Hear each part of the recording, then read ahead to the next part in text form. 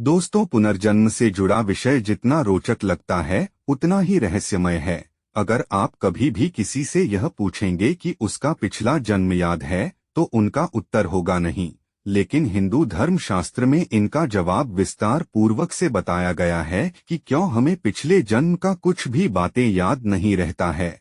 इसी विषय के बारे में आज हम लोग जानेंगे कि पिछले जन्म के बारे में हिंदू धर्म शास्त्र एवं पुराणों में क्या उल्लेख मिलता है। हमें पिछले जन्म का कुछ याद क्यों नहीं रहता।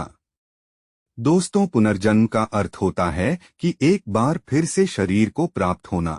हिंदू धर्म शास्त्रों के अनुसार मनुष्य का मूल स्वरूप आत्मा है, न कि उनका शरीर। पुनर्जन्म की अवधारणा कर्म के सिद्धांत पर आधारित है और जन्म और मृत्यु के चक्र में हमेशा चलता ही रहता है। जब तक आत्मा परमात्मा में लीन न हो जाए तब तक यह चक्र चलता ही रहता है।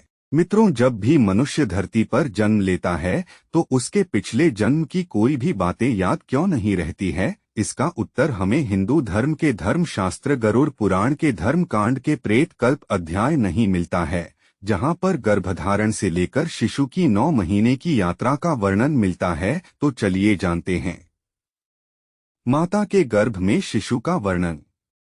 गरुड़ पुराण के अनुसार भगवान विष्णु गरुड़ को यह बताते हैं कि शिशु जब मां के गर्भ में होता है तब उसे अपने सभी पिछले जन्मों के कर्मों को याद होता है और वह भगवान से प्रार्थना करता है कि हे ईश्वर, मैं इस गर्भ से अलग नहीं होना चाहता हूँ, क्योंकि बाहर वही सांसारिक दुनिया है जहाँ मुझे जाने अनजाने में पाप कर्म करने पड़ेंगे। इस कारण मैं बड़े दुख से व्याप्त हूँ, फिर भी दुख रहित होकर आपके चरण का आश्रय लेकर आत्मा का संसार से उद्धार करूँगा। माता के गर्भ में पूरे 9 महीने शिशु भगवान से यही प्रार्थना करता है।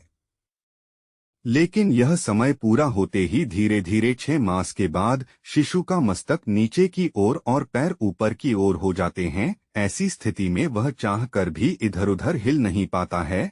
वह खुद को एक पिंजरे में बंद हुए पक्षी की तरह महसूस करता है। इसके बाद वह फिर अपने आसपास गंदगी देख वह भगवान से फिर प्रार्थना करता है और कहता है, भगवान, मुझे बाहर कब निकालेंगे। 6 महीने बीत जाने के बाद शिशु को फिर भूख प्यास लगने लगती है। वह अपने जगह बदलने के लायक भी हो जाता है और इस दौरान उन्हें कष्ट भी होता है। इन कष्टों के कारण वह गर्भ में बेहोश भी हो जाता है। शिशु की माता जो भोजन ग्रहण करती है वही उसके लिए भी होता है। पिछले जन्म के कर्मों को क्यों याद नहीं आता।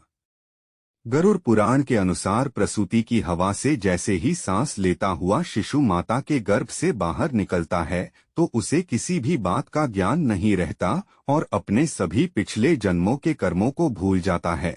माता के गर्भ से अलग होकर और इस सांसारिक माया की दुनिया में आकर वह ज्ञान रहित हो जाता है। इसी कारण वह जन्म के समय रोता है और उसके बाद भगवान विष्णु पक्षीराज गरुड़ से कहते हैं कि यही कारण है घर में पहुंचकर जो जीवात्मा जैसा चिंतन करती है, शरीरधारी मनुष्य वैसे ही जन्म लेकर बालक, युवा और वृद्ध होता है।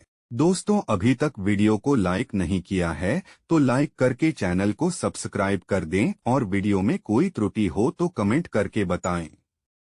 धन्यवाद।